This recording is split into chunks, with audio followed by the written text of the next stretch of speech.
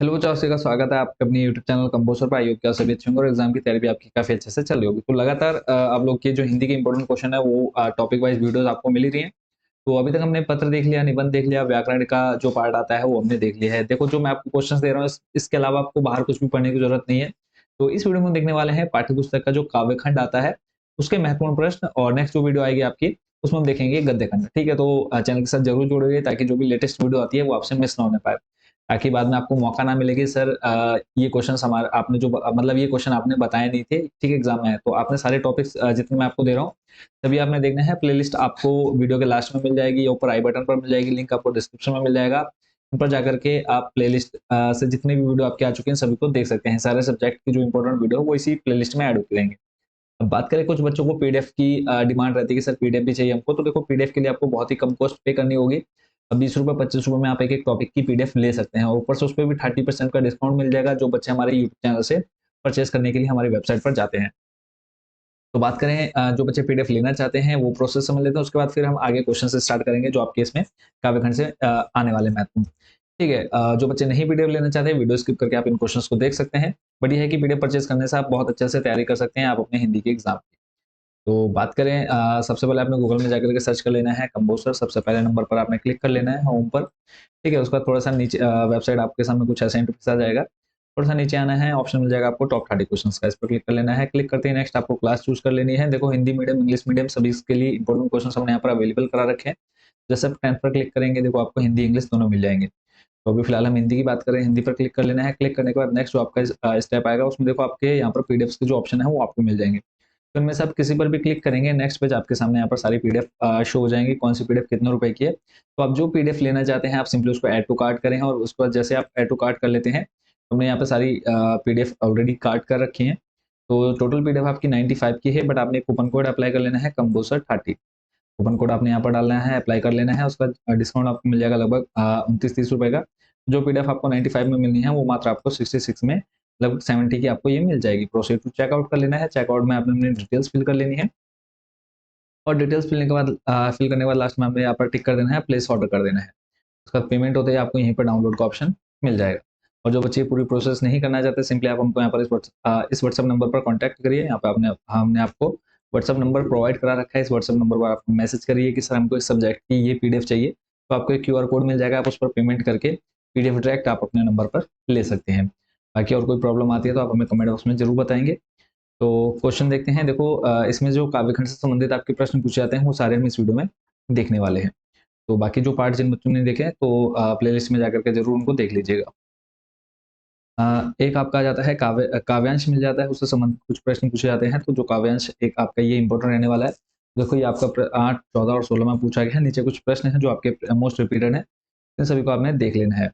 और सॉरी कवि तथा कविता का नाम आपने जरूर याद कर लेना है एक बार अच्छे से। तो यहाँ पर कुछ प्रश्न दिए गए हैं। उद्धव को सौभाग्यशाली क्यों कहा गया है? कमल पत्र की क्या विशेषता है? नाहिन मन अनुरागी कहकर किस पर व्यंग किया गया है? फिर उद्धव और गोपियों में वैचारिक अंतर क्या है?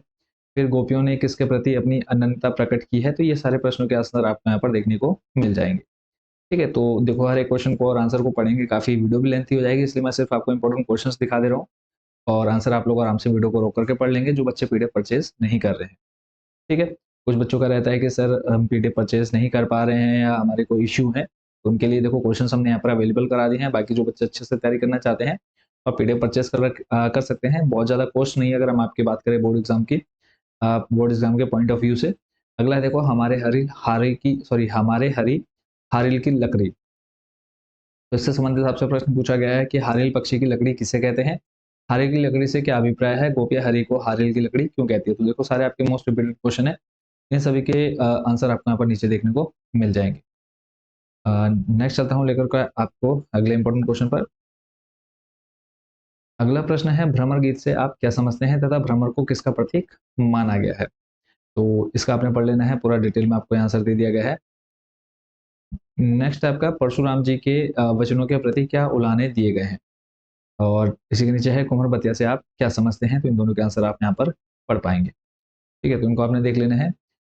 अगला जो मोस्ट इंपॉर्टेंट क्वेश्चन है वो है, राम लक्ष्मण परशुराम संवाद में परशुराम के क्रोध करने पर लक्ष्मण ने धनुष के टूट जाने के लिए कौन कौन से तर्क दिए? तो ये कौन कौन से तर्क थे वो आप यहाँ पे पढ़ सकते हैं। नेक्स्ट है, वो सारे क्वेश्चन देख रहे हैं आप, मोस्ट रिपीटेड है। प्रश्न आपका, कवि जयशंकर प्रसाद आत्मकथ्य कविता के माध्यम से आत्मकथा लिखने से क्यों बचना चाहता है? और यहाँ पे आपको आंसर दे दिया गया है। नेक्स्ट चलते हैं अगले इंपॉर्टेंट क्वेश्चन पर। फिर है, आत्मकथ्य कविता में स्मृति को पाथेय बनाने से कवि का क्या आशय है? तो ये प्रश्न आप देखो 8, 9, 13, 15, 16, 18 में पूछा जा चुका है। नेक्स्ट क्वेश्चन पर लेके चलता हूँ। अठनेहरी कविता के आधार पर फागुन की आभा का वर्णन अपने शब्दों में कीजिए। प्रश्न आपका 13, 16, 22 में पूछा जा चुका है। अगला जो प्रश्न है वो है, उत्साह कविता में कवि ने बादल के रूपक में क्या संदेश दिया है? 14, 12 में ये प्रश्न पूछा गया है। नेक्स्ट अगला जो प्रश्न है तो लेके चलता हूँ, उत्साह कविता में बादल किन किन अर्थों की ओर संकेत करता है? ये देखो आपके 9, 11, 12, 15, 18 में प्रश्न आपका ये एग्जाम में आ चुका है। फिर फागुन में ऐसा क्या होता है जो बाकी ऋतुओं से भिन्न होता है? ये प्रश्न आपका 17, 19 में है, इस बार इंपॉर्टेंट रह सकता है। तो इनके आंसर आपने आराम से वीडियो रोक करके पढ़ लेने हैं। पीडीएफ हम इसलिए आपको वेबसाइट पर अपलोड हम कर चुके हैं ताकि आप लोग आराम से इन क्वेश्चंस को अच्छे से तैयार कर पाएं। अगला प्रश्न है, देखो जैसे मैंने आपको बताया, कुछ का अ, काव्यांश का हिस्सा आ जाएगा और उससे संबंधित प्रश्न पूछे जाएंगे। और तो ये सामने आपके कुछ उसी तरह का प्रश्न है। प्रश्न है आपका, कविता तथा कवि का नाम बताना है। ये आपका मधुपर्क से आप क्या समझते हैं? और उसके बाद कवि किसके माध्यम से बच्चे को जान सका है? तो ये कुछ इंपॉर्टेंट प्रश्न है जो आपको यहाँ पर देख लेने हैं। इन सभी के प्रश्न है, जो उत्तर हैं इन प्रश्नों के वो आपको यहाँ पर देखने को मिल जाएंगे। अगला प्रश्न है, नागार्जुन ने फसल को किस रूप में परिभाषित किया है? प्रश्न आपका 9, 17, 19 में पूछा गया है। तो इसका आंसर आप नीचे देख पा रहे होंगे। नेक्स्ट आपके सामने क्वेश्चन है, यह दंतुर मुस्कान कविता के आधार पर बच्चे की दंतुर मुस्कान का कवि के हृदय पर क्या प्रभाव पड़ता है? और उसी के बाद नेक्स्ट जो इम्पोर्टेंट क्वेश्चन है वो आपका, नागार्जुन ने फसल को किस रूप में परिभाषित किया है? इसको आपने देख लेना है। अगले प्रश्न पर लेकर चलता हूँ। अगला प्रश्न देख रहे हैं आप कि ये प्रश्न 11, 12, 15, 23 में पूछा गया है कि यह दंतुर मुस्कान कविता का आपके हृदय पटल पर क्या प्रभाव पड़ा? संक्षेप में लिखना है आपने। नेक्स्ट क्वेश्चन है आपके सामने, संगतकार कविता के माध्यम से कवि किस प्रकार के व्यक्तियों की ओर संकेत करना चाहता है? प्रश्न आपका देखो 8, 9, 10, फिर 12, 14, 15, 18, 23 में पूछा जा चुका है। और इंपॉर्टेंट क्वेश्चन रहना, जितने बच्चों में आपको क्वेश्चन बता रहा हूँ सारे आपके मोस्ट इंपॉर्टेंट क्वेश्चन है, इसके बाहर आपको कुछ भी देखने को नहीं मिलने वाला है। अगला प्रश्न है, संगतकार जैसे व्यक्ति संगीत के अलावा और किन किन क्षेत्रों में दिखाई देते हैं? इस क्वेश्चन को देख लेना है। नेक्स्ट आपका फिलहाल इतने ही क्वेश्चन थे, बाकी के जो क्वेश्चन है वो आपके गद्य खंड से स्टार्ट हो चुके हैं। तो गद्य खंड के इंपॉर्टेंट क्वेश्चन जो है वो हम नेक्स्ट वीडियो में देखेंगे। तो फिलहाल आपने काव्य खंड के जितने क्वेश्चन मैंने आपको बता दिए हैं, इन सभी क्वेश्चंस को आप तब तक प्रिपेयर कर लीजिए जब तक नेक्स्ट पार्ट आता है। और देखो एक साथ इसलिए भी नहीं प्रोवाइड कर रहा हूँ कि एक साथ आप नहीं कर सकते, इसलिए आपको टॉपिक वाइज मैं आपको एक टॉपिक प्रोवाइड कर रहा हूँ ताकि आप उस नेक्स्ट वीडियो आने तक आप उस टॉपिक को बहुत अच्छे से तैयार कर पाएँ। और पीडीएफ कैसे परचेज करनी है आई होप बच्चों आप अच्छे से समझ गए होंगे। कोई डाउट कोई क्वेश्चन आपके मन में तो आप इजीली कमेंट बॉक्स में पूछ सकते हैं। और सारे क्वेश्चंस जो आपको मैं बता रहा हूँ बस यही अगर आप तैयार कर लेते हो बहुत अच्छी परसेंटेज आपकी बन जाएगी।